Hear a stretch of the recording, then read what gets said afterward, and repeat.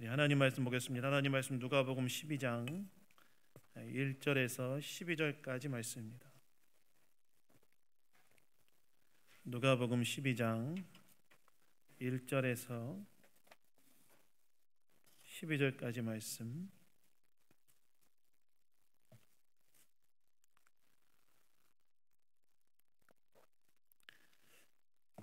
다 찾았으면 저와 교독하도록 하겠습니다.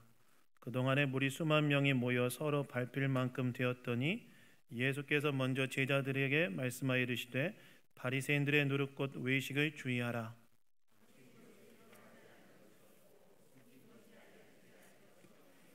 이러므로 너희가 어두운 데서 말한 모든 것이 광명한 데서 들리고 너희가 골방에서 귀에 대고 말한 것이 지붕 위에서 전파되리라.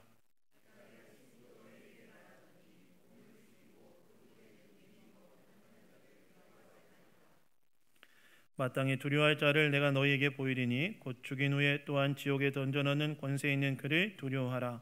내가 참으로 너희에게 이르노니 그를 두려워하라.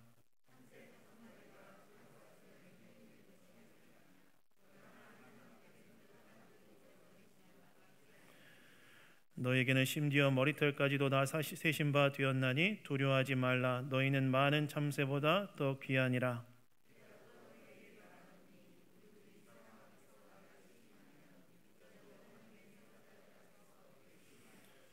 사람 앞에서 나를 부인하는 자는 하나님의 사자들 앞에서 부인을 당하리라.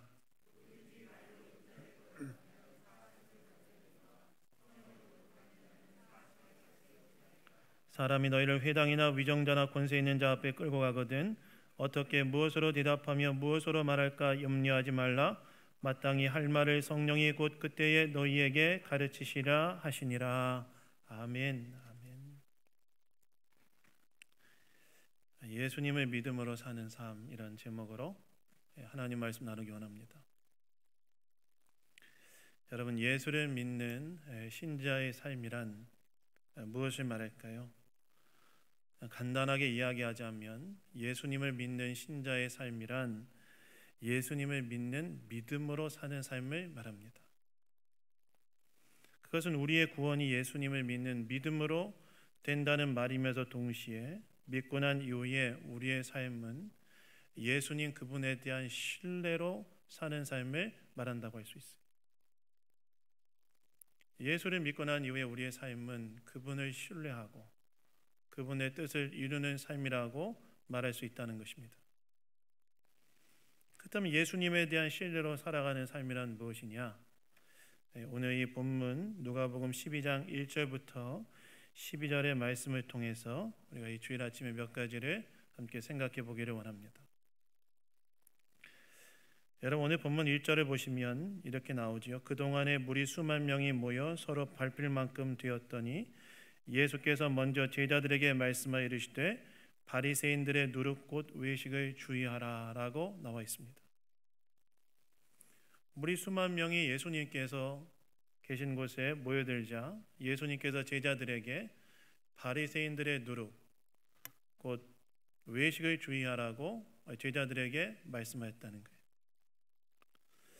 여러분, 여기에서 그동안 1절 전반부에 보시면 그동안이라는 구절이 나오는데 이 그동안은 언제부터 언제까지를 말하느냐? 11장 53절에서 54절에 나온 것처럼 바리새인과 서기관들이 예수님께 거세게 달려들어 여러 가지 일을 따져 묻고 예수님의 입에서 나오는 말을 책잡으려고 노리고 있었던 동안을 말합니다.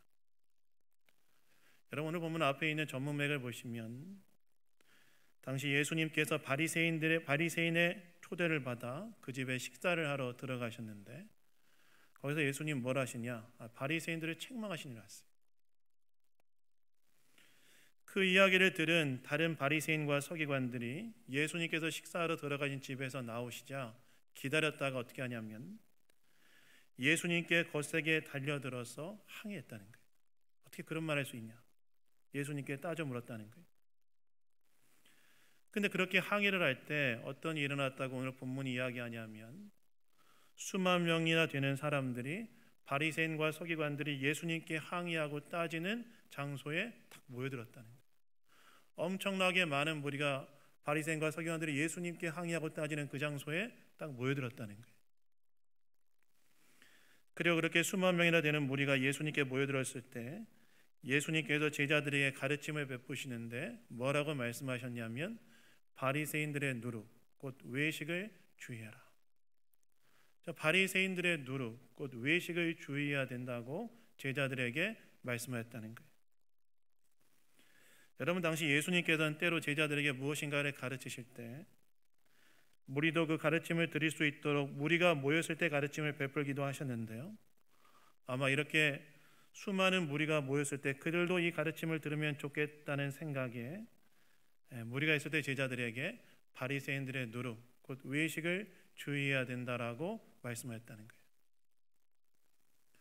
그렇다면 여기서 말하는 바리새인의 누룩 곧 외식은 무엇을 말하느냐? 여러분, 여기서 외식은 쉽게 말하면 위선을 말하는데요, 위선은 뭘 말합니까? 겉과 속이 다른 걸 말하죠.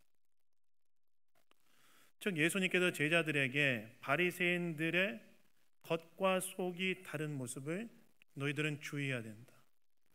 제자들 향해 뭐라고 말씀하시냐면 너희들은 바리새인들의 누룩 곧 외식, 그들의 겉과 속이 다른 모습을 너희들은 주의하고 경계해야 된다고 이야기하셨다는 거예요. 앞에서 잠깐 언급했던 것처럼 오늘 본문 바로 앞본문을 보면 바리새인의 집에 식사하러 가신 예수님께서 바리새인들을 책망하시는 일을 하시는데 바리새인의 무엇에 대해 예수님이 책망하셨냐면 그들의 겉과 속이 다른 모습을 책망했어요. 즉 바리새인들은 겉으로는 종교적인 열심이 있는 것처럼 보였지만 그들의 속은 어땠다는 거예요? 그들의 속은 하나님과 멀어져 있고 하나님을 별로 사랑하지 않았다는 거예요. 예수님 바리새인 집에서 바리새인들을 뭘 가지고 책망하셨냐면 그들의 겉모습은 하나님에 대한 뭔가 종교적 열심이 있는 것처럼 보였지만 그들의 속, 그들의 마음은 사실은 하나님과 멀어져 있고 하나님을 별로 사랑하지 않는다는 거예요. 실제로 예수님께서 뭐라고 말씀하시느냐? 11장 39절과 40절에 보시면 이렇게 말씀하시나 한번 들어보십시오. 너희 바리새인은 지금 잔과 대접의 것은 깨끗하나 너희 속에는 탐욕과 악독이 가득하도다. 어리석은 자들아, 겉을 만드시니가 속도 만들지 아니하셨느냐라고 말씀하세요. 즉 너희들은 겉으로는 깨끗한 것처럼 보이지만 너희들의 속은 어떻다는 거예요? 바리새인들 향해 예수님 뭐라고 말씀하세요? 너희들의 겉은 깨끗한 것처럼 보이지만 너희들의 속, 너희들의 마음은 사실은 하나님과 멀어져 있고 하나님을 별로 사랑하지 않는다. 바로 그러한 바리새인들의 누룩, 그 외식적인 모습, 위선의 모습을 제자들인 너희들은 주의해야 된다라고 예수님께서 이야기하셨다는 거예요. 여러분, 왜 예수님께서는 제자들에게 이런 말씀하셨을까요? 제자들도 충분히 그런 외식에 빠질 수 있는 위험이 있었기 때문에 그렇겠죠. 사실 주의하라는 말에는 무엇이 전제되어 있습니까? 주의하라는 말에는 뭐가 전제되어 있냐면 너희들도 충분히 그럴 수 있다는 것이 전제되어 있지 않겠습니까? 다시 말해서 예수님을 따르는 제자들도 하나님에 대해 마음이 멀어져 있고 하나님에 대한 사랑이 없이도 충분히 신앙적 행위들을 할 수 있는 위험이 있으니까 예수님께서 제자들에게 뭐라고 말씀하시는 거예요? 바리새인들의 누룩 곧 외식을 너희들도 주의해야 된다. 이 말은 무슨 말입니까? 예수님께서 제자들에게 그들의 겉모습 이면에 숨겨진 자신의 속을, 예수님께서 제자들에게 너희들의 겉모습 이면에, 너희들 안에, 너희들 이면에 숨겨진 너희들의 속, 너희들의 마음을 한번 들여다보고 점검해 봐야 된다 라고 예수님께서 이야기하신 거라는 거예요. 너희의 모든 신앙적 행위들 이면에 숨겨진 그 속에는 정말 하나님에 대한 사랑, 하나님을 정말 가까이 하고자 하는 열망이 정말 있는가? 너희들의 모든 신앙적 행위들 이면에 너희들의 속은 정말 하나님을 사랑하고 하나님을 정말 가까이 하고자 하는 열망이 있는가? 그걸 정말 돌아봐야 된다 라고 예수님께서 이야기하신 거라는 거예요. 그리고 그 속과 겉이 하나로 통합되는 진실한 신앙인, 진실한 제자가 되어야 된다고 예수님께서 이야기하신 거라는 거예요. 그래서 여러분, 여기에서 우리는 예수님을 믿는 삶이란 무엇인지에 대하여 한 가지 깨닫게 되는 것이 있는데 그게 무엇이냐면 겉과 속을 하나로 통합시켜가는 거예요. 즉 예수님을 믿음으로 사는 삶이란 나의 겉으로 드러나는 모든 신앙적 행위와 삶이 주님에 대한 사랑으로부터 시작되고 비롯되어져야 된다는 거예요.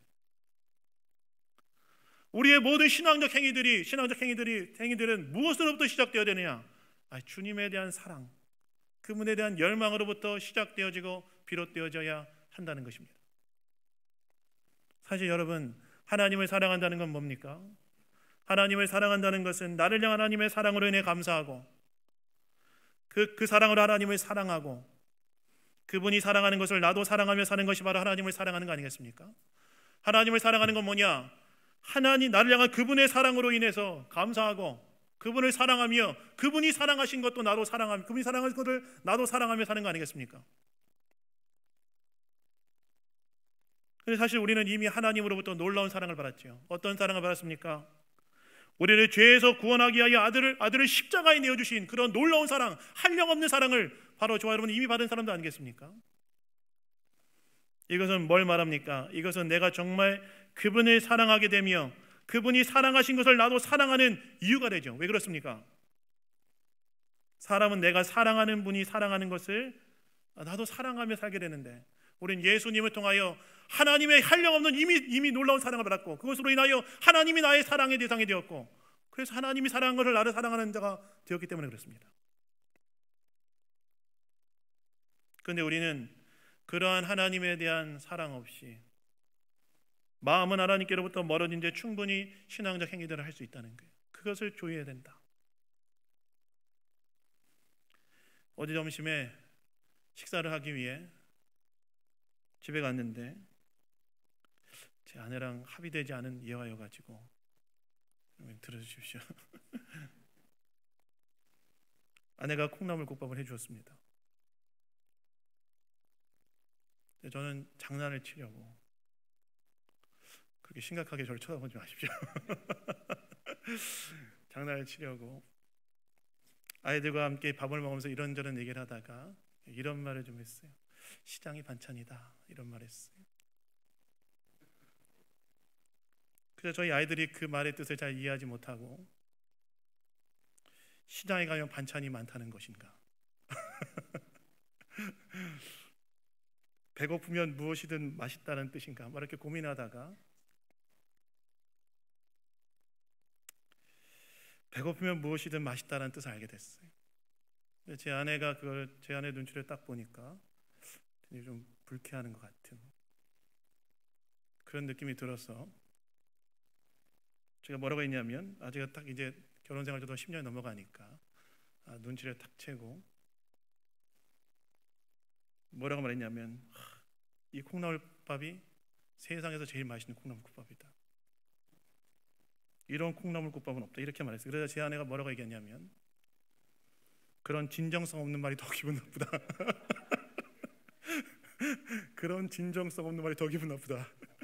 그렇게 얘기하더라고요. 이런 예화가 적절할지 모르지만 우리가 하나님과의 관계에서도 그럴 수 있다는 거예요. 하나님에 대한 사랑 없이 하나님에 대한 마음 없이 마음은 하나님으로부터 한없이 멀어져 있고 하나님에 대한 사랑 없이 우리의 종교적인 활동들, 신앙적 행위들을 할 수 있다는 거예요.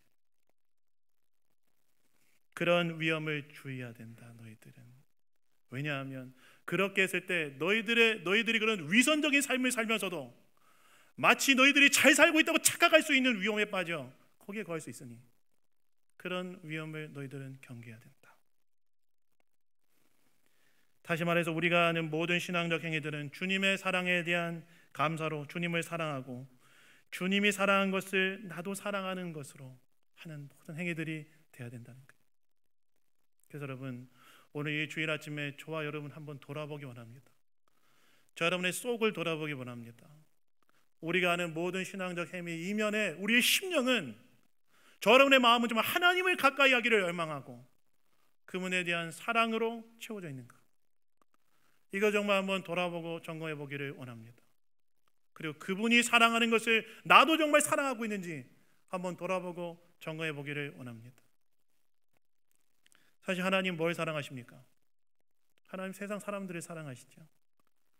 그래서 요한복음 3장 16절에 보시면 뭐라고 나와 있죠? 하나님이 세상을 이처럼 사랑하사 독생자를 주셨으니 이렇게 나와 있는데, 여기서 말하는 세상은 세상 사람들을 말합니다. 하나님께서 세상 사람들을 사랑하셨기 때문에 나도 세상 사람들을 사랑해야 되는 거예요. 사랑하는 거예요. 그래, 하나님 뭘 사랑하십니까? 교회를 사랑하시죠. 그래서 바울이 밀레노에서 에베소 장로들을 초청해서 마지막 고별 설교를 할 때 뭐라고 얘기합니까? 이렇게 말하죠. 하나님께서 자기 피값 주고 사신 교회, 이렇게 말하죠. 교회는 하나님이 자기 피값 주고 사신 공동체라는 거예요. 그러니까 그 말은 무엇입니까? 하나님께서 교회를 그렇게 사랑하신다는 거죠. 자기 아들의 피값 주고 사신 공동체니까 얼마나 교회를 사랑하시겠습니까? 그 하나님이 사랑하시는 교회를 나도 사랑하는 거예요. 그리고 하나님께서 세상에서 무엇을 하고 계십니까? 선교를 하고 계시죠. 사도행전에 보시면 성령께서 무엇을 하고 계십니까? 예루살렘에 있던 복음을 유대와 사마리아 땅끝까지 이르게 하시는 그 일을 주도해 가고 계시죠. 내가 사랑하는 하나님께서 그 일을 하시니까 나도 그 일을 하는 거예요. 즉, 우리가 하는 모든 신앙적 행위와 삶은 다 무엇으로부터 시작되어야 되는가? 주님에 대한 진실한 사랑, 나를 사랑하신 주님, 그 나의 사랑의 대상이 되신 주님, 그분에 대한 진실한 사랑, 그것이 바로 우리의 모든 신앙적 행위와 삶의 출발점이 되어야 된다는 거예요. 그런데 예수님 뭘 경고하시는 거예요? 우리는 그거 없이도 충분히 할 수 있다. 그런 위험을 경고하시는 거예요. 오늘 저와 여러분의 마음을 들여다보기 원합니다. 저와 여러분의 속을 한번 들여다보기 원합니다. 우리의 속은 정말 하나님을 사랑하는가? 우리의 신앙적 행위와 삶은 주님에 대한 사랑으로부터 출발하는가 한번 돌아보기 원합니다. 그리고 만약 그렇지 않다면 우리는 어떻게 해야 되는가? 하나님의 사랑 안에 먼저 내가 딱 거하는 시간을 가져야 돼요. 지난 금요 기도회 때 우리 공병원 전사님께서 말씀을 전하셨는데 이런 말씀을 전했어요. 예수님을 집에 모였을 때 예수님을 대접하기 위해 분주했던 마르다와 예수님의 발치에서 예수님의 말씀을 들었던 마리아의 이야기에 대한 말씀을 전하시면서 우리의 삶과 사역의 출발점은 하나님의 말씀을 듣는 데서부터 출발해야 된다, 이런 말씀 전했어요. 제가 그 설교를 듣는데 어떤 생각이 들었냐면, 나는 때로 마르다 같기도 하고 나는 때로 마리아 같기도 한 거예요.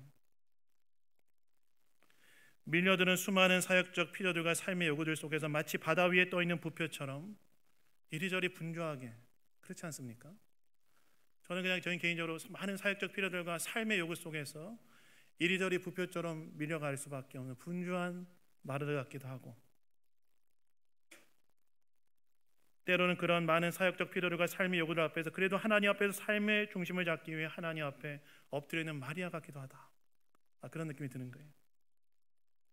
사실 우리가 다 그렇지 않습니까? 수많은 삶의 요구들과 그 요구들 속에서 그냥 요구에 밀려서 이리저리 바다 위에 떠있는 부표처럼 막 밀려가는 그 분주한 삶을 살아가는 마르다 같다는 느낌이 들지 않습니까? 때로는. 그리고 그러다 보면 마르다의 마음에 훨씬 더 공감이 되죠. 여러분 한번 생각해 보세요. 예수님을 접대하기에 분주하게 움직이고 있는데 예수님의 발치 앞에 앉아서 말씀을 듣고 있는 그 마리아가 어떻겠어요? 여러분 생각해 보세요. 내가 집에 시누이가 왔는데 명절에 나는 열심히 밥하고 있는데 시어머니 발 앞에서 말을 듣고 있는 시누이 보면 어떤 마음이 들으시겠어요? 네, 다들 관대하셔서 넓은 마음으로 대하실지 모르겠지만 좀 얄밉겠죠. 근데 전사님 말씀이 맞아요. 우리의 삶은 주님의 말씀, 특별히 우리를 사랑하시는 그 말씀을 듣고 그 말씀으로 내 중심을 치우며 사는 데서 출발해야 한다는 거예요. 그래야 우리의 겉과 속을 하나로 통합해내는 진실한 신앙인이 될 수 있다는 거예요. 그래서 여러분, 오늘 우리의 신앙적 행위와 삶은 과연 무엇에서부터 출발하는지 다시 한번 점검해 보시고 여러분의 속을 들여다보시고 겉으로 드러난 나의 신앙적 행위 이면에 나의 속이 정말 하나님의 사랑으로 채워지는 그런 은총을 누리시는 저 여러분 다 되기를 주님의 이름으로 축원합니다. 근데 이렇게 겉과 속을 하나로 통합시켜야 한다고 말씀하신 예수님께서 이어서 고난 가운데 제자들이 어떻게 반응해야 하는지 말씀하시는데 뭐라고 말씀하시느냐? 4절과 5절을 보시면 이렇게 말씀하세요. 한번 들어보십시오. 몸을 죽이고 그 후에는 능히 더 못하는 자를 두려워하지 말라. 마땅히 두려워할 자를 내가 너에게 보리니 곧 죽인 후에 또한 지옥에 던져넣는 권세가 있는 그를 두려워하라 라고 말씀하세요.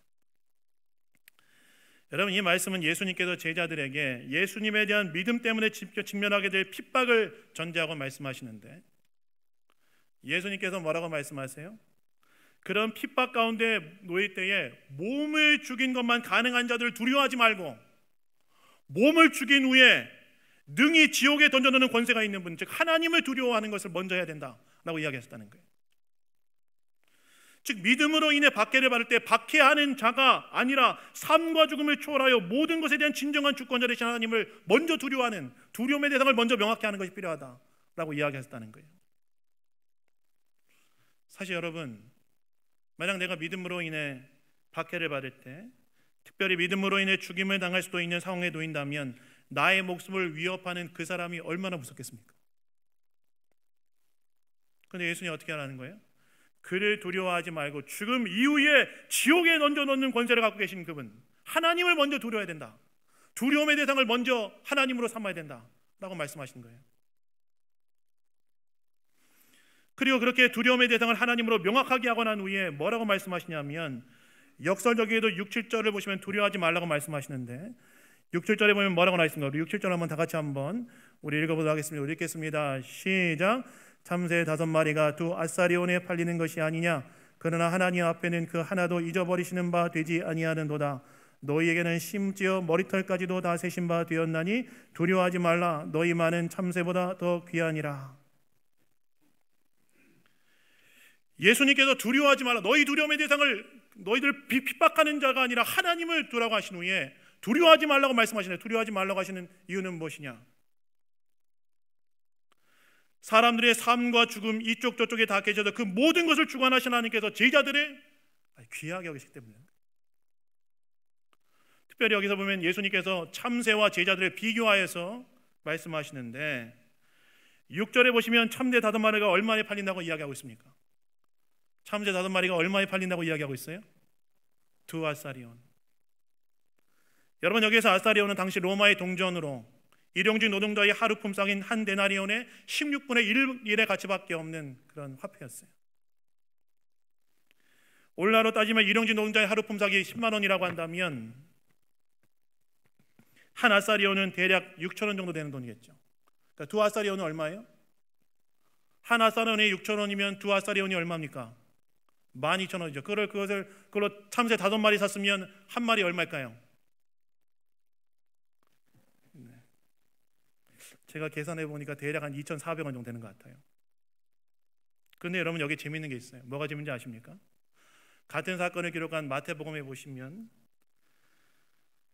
참새 2마리가 한 아사리온에 팔린다고 나와 있어요. 그러면 2 아사리온에는 몇 마리를 사는 거예요? 자, 한 아사리온에 2마리 사면 2 아사리온에 몇 마리 사는 거예요? 4마리 사는 거죠. 근데 여기 5마리 산다는 말은 어떤 말일까요? 여기서 말하는 한 마리는요, 여러분 시장에 가면 물건 파는 자들이 많은 사에게 타는 자에게 주는 게 있죠. 뭡니까? 덤이에요. 여기서 말하는 한 마리는 덤이에요. 여기서 말하는 한 마리는, 참새 한 마리는 물건 파는 자가 상품성에 따라서 많은 사에게 주는 덤이 바로 이 한 마리라는 거예요. 근데 예수님이 뭐라고 말씀하시냐면 이렇게 가치 없고 보잘것없는 이 참새, 덤으로 준 참새도 하나님은 잊어버리지 않고 기억하신다는 거예요. 귀하게 여기신다는 거예요. 그러면서 뭐라고 말씀하십니까? 너희는 그런 참새와도 비교할 수 없을 정도로 귀하며 하나님께서 너희의 머리털까지도 세신 바 되신 자들이다. 하나님께서는 그렇게 상품성에 떨어져서 덤으로 주는 참새 한 마리도 귀하게 여기시는데 너희들은 그 참새와 비교할 수 없을 정도며 너희들의 머리털까지 하나까지 다 데리고 계신 분이시다 라고 얘기했다는 거예요. 여러분, 머리털까지 하나 센다는 말은 어떤 말일까요? 가끔 저희 집 아이들이 제 흰머리를 뽑아주겠다고 도전했다가 숨겨진 흰머리가 너무 많아서 포기하고 떨어지는 경우가 많은데, 여러분, 머리털을 세신 바 된다는 것은 어떤 말일까요?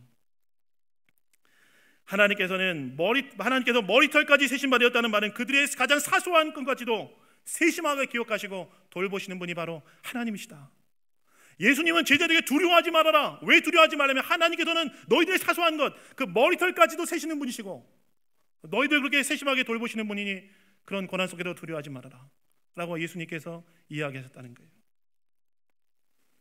즉 예수님을 믿고 따른 제자들은 사소한 것까지 세심하게 돌보시고 살피시는 하나님에 대한 믿음으로 그런 고난을 통과해야 된다. 그래서 여러분, 예수님을 믿는 삶이란 인생의 고난 속에도 나를 세심하게 돌보시는 하나님에 대한 신뢰로 살아가는 삶이라고 할 수 있습니다. 사실 여러분, 고난 없는 인생이 있습니까? 고난 없는 인생은 없다는 것이 여러분 우리가 오늘까지 인생을 살아오면서 경험했던 삶의 진리 아닙니까? 인생에는 여러분 다 말 못할 고난이 있어요. 그런데 여러분 그런 고난이 찾아오면 어떤 마음이 듭니까? 하나님께서 나에게 무관심한 것 아닌가 하는 생각이 들기도 하고, 그런 마음이 저와 여러분의 심령 가운데 찾아올 때가 있지 않습니까? 하나님 왜 이렇게 내 인생 가운데 무관심한가? 그런 마음이 찾아오기도 하지 않습니까? 제가 지금 수요일마다 시편 설교를 하고 있는데 다윗의 인생에 찾아온 역경 속에서 시인인 다윗이 하나님께 나아가 기도하는 시편을 설교하고 있는데, 다윗도 어느 순간 하나님에 대한 신뢰 하나님께 나가는 다윗도 어느 순간에는 하나님이 우리를 버리신 거 아닙니까? 이렇게 부르짖으며 하나님께 나아가기도 하더라고요. 무슨 말입니까? 고난이 찾아오면 우리는 마치 하나님께서 나의 인생에 무관심한 것 같은, 혹은 나를 버리신 것 같은 그런 느낌이 든다는 거예요. 그런데 예수님 뭐라고 말씀하시는 거예요? 아니라는 거예요. 하나님께서 마치 머리털을 세신 것처럼 우리의 사소한 것까지 세심하게 돌보시고 살피시는 분이 바로 하나님이시라는 거예요. 그것을 믿음으로 내 인생의 사소한 부분까지 세심하게 돌보시고 지키시는 하나님에 대한 신뢰로 오늘의 고난을 통과해야 된다는 거예요. 제가 이번 주에 재밌는 얘기를 하나 들었는데요, 어떤 성도님께서 자신이 전도하신 분에 대한 했던 이야기였어요. 전도된 분이 예수를 믿고 난 다음에 초신자임에도 불구하고 신앙생활을 정말 열심히 하셨는데 새벽 예배도 빠지지 않고 나오고 수요 예배, 금요철에도 열심히 나오신 거예요. 그러다가 어느 날 금요철의 시간에, 천의 시간에 신실하신 하나님, 여러분 아세요? 신실하신 하나님, 그 찬양을 막 부르는데 막 이제 예수님 믿고 초신자가 된 이분이 그 찬양을 부르면서 너무나 막 울더래요. 은혜 받아서 너무 막 우는 것 같더래요. 그러면서 전도하신 분이 얼마나 은혜를 받았으면 저 전도된 초신자가 얼마나 저렇게 울까 싶어서 같이 감동을 받고 있는데, 예배가 끝나고 난 후에 전도된 분이 자기를 전도한 성도님에게 가서 이렇게 말씀하셨다고 했어요. 제가 이게 참 한참 웃었는데, 뭐라고 재미없으면 어떡하나 약간 걱정이 되는데, 뭐라고 말씀하셨느냐, 하나님이 우리를 돌보시는 것이 얼마나 힘들었으면 시신까지 하셨느냐. 실신하신 하나님 때문에 너무 감동받았다는 거예요. 초신자가 범할 수 있는 오류죠. 하나님 우리를 얼마나 돌보시는 게 힘들었으면 실신까지 하셨는지, 실신하신 하나님 때문에 은혜를 너무 받았다는 거예요. 그러면서 한참 웃었는데, 신기하죠 여러분, 그런 게 마음이 좀 남아요. 물론 여러분 하나님은 실신하는 분은 아니십니다. 그러나 그 얘기를 듣고 난 후에 그래, 하나님 우리를 세심하게 돌보시는 분이시지, 우리의 사소한 것까지 세심하게 돌보시는 분이 하나님이시지. 사실 여러분 한번 돌아보십시오. 하나님께서 조아람의 삶 가운데 어떻게 하셨습니까? 고난 가운데 있을 때 그를 통과할 수 있는 힘과 지혜와 위로와 믿음을 주셨고, 또한 때에 맞는 은혜를 조아람의 인생 가운데 베풀어 주지 않으셨습니까? 끝나지 않을 것 같은 겨울이 지나고 또 꽃이 피는 봄을 저와 여러분이 맞이하게 되었고, 아이들은 자라고 삶의 필요를 하나님이 그때에 맞게 채워주는 은혜를 저와 여러분이 경험하지 않았습니까? 죽음에 대한 두려움 속에서도 예수 그리스도에 대한 믿음을 굳건하게 갖고 그 어려움을 통과하게 하지 않으셨습니까? 그래서 여러분, 고난 가운데 우리는 뭘 믿어야 되느냐? 나를 세심하게 돌보시는 하나님, 나의 머리털까지 세심받으신 그 하나님, 그 하나님이 오늘도 나를 돌보시고 계시다. 여러분, 그 믿음으로 고난을 통과해 가는 자, 그가 바로 예수를 믿는 믿음으로 사는 자다. 이 사실을 기억하시고 그 믿음으로 저와 여러분의 심령을 또 오늘 이 주일 아침에 새롭게 하시는 그런 은혜가 저 여러분 가운데 부어지기를 주님의 이름으로 축원합니다. 특별히 여러분 주님을 따르다가 받는 고난이 있다면 종말에 있을 최후의 심판 때 우리를 시인하실 주님에 대한 믿음으로 이겨내십시오. 오늘 본문 8절과 9절에 보시면 예수님께서 이 땅에서의 예수님에 대한 시인과 부인이 하늘 법정에서 예수님의 시인과 부인과 연결된다고 말씀하시는데, 여기서 말하는 하늘 법정은 종말에 있을 최후의 심판정을 이야기합니다. 즉 예수님께서는 예수님을 따르는 삶으로 인해 찾아오는 고난은 종말의 때에 우리를 인정해 주실 주님에 대한 믿음으로 견뎌내는 거예요. 오늘 현재에 직면한 고난은 마지막 날에 우리에게 주실 천국의 종말의 연체에 참여할 것에 대한 믿음으로 오늘의 현재의 고난을 통과해 가는 거라는 것입니다. 그것으로 오늘 주님은 따르는 삶에 찾아오는 고난과 핍박과 수치와 조롱을 감내하고 그날의 모든 것을 바로잡아 주실 것을 믿음으로 사는 거라는 거예요. 그래서 여러분, 오늘 주님을 따르는 것으로 인해 고난이 있다면 이 역사의 끝에 우리를 인정해 주실 주님에 대한 믿음으로 이겨내십시오. 그래서 신자는요, 위로는 하나님을 바라보고 앞으로는 역사의 종말을 바라보며 오늘 바로 그리스도에 대한 믿음, 하나님에 대한 믿음으로 사는 자가 신자입니다. 그런 믿음으로 이번 한 주를 살아가시는 저 여러분 되기를 주님의 이름으로 축원합니다. 말씀 뵙습니다. 여러분, 예수님을 믿음으로 사는 삶은 겉과 속을 통합시켜가는 자입니다. 예수님을 믿음으로 사는 삶은 고난 속에도 세심하게 돌보시는 하나님에 대한 믿음으로 사는 삶입니다. 그리고 예수님을 믿음으로 사는 삶은 종말에 있을 최후의 심판대에서 우리를 인정해 주실 주님에 대한 믿음으로 오늘을 사는 자입니다. 오늘 저 여러분 안에는 이런 예수님에 대한 믿음이 있습니까? 안으로 우리의 속을 돌아보시고 위로는 돌보시는 하나님을 믿음으로 바라보시고 앞으로는 역사의 마지막에 나를 인정해 주실 주님에 대한 믿음으로 오늘 정말 진실한 신앙인으로 이번 한 주의 삶을 살아가는 저 여러분의 삶이 다 되기를 주님의 이름으로 축원합니다. 그런 은혜가 있기를 주님의 이름으로 축원합니다. 잠깐 기도하겠습니다. 하나님 아버지, 감사합니다. 오늘도 말씀을 통해 우리에게 이야기해 주시니 감사드립니다. 우리가 예수를 믿는 자로서 안으로 우리의 속을 들여다보고 위로는 돌보시는 주님을 신뢰하며 앞으로는 역사의 마지막 날에 인정해 줄 주님을 소망하며 이 땅에서 믿음으로 사는 모든 주님의 백성들 되게 하여 주시옵소서. 모든 것 주님께 감사드리며 우리를 구원하신 예수 그리스도의 이름으로 기도드렸습니다. 아멘.